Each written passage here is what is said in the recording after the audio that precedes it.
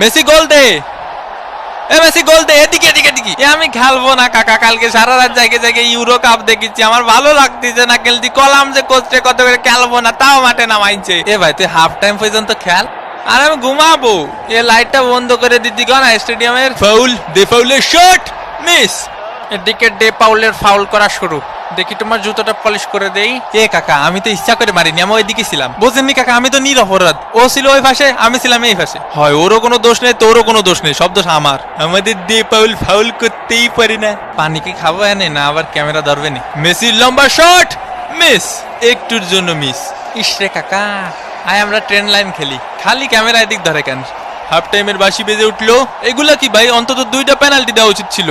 Half time হয়ে গেছে, এখনো কোনো পেনাল্টি পাইলাম না। পেনাল্টি ছাড়া আমরা খেলি? ওই একটু ধৈর্য ধরো, ধৈর্য তো দেবো দেবো। আরে আমি কি বলছি দেবো না, দেবো। মেসির কর্নার কিক, লাউতারো মার্টিনেজ,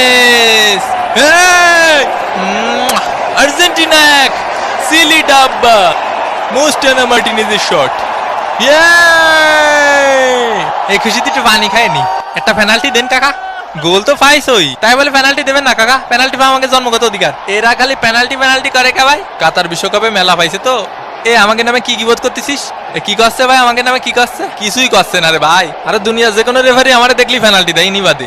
আয় হায় ওয়ে হয়ে মাথা মুতো ভাঙ্গি ফেলা, ভাঙ্গি ফেলা। ব্রাজিল ফাজিল, মোস্টানা মার্টিনেজ, আবার মোস্টানা মার্টিনেজ, মার্টিনেজ।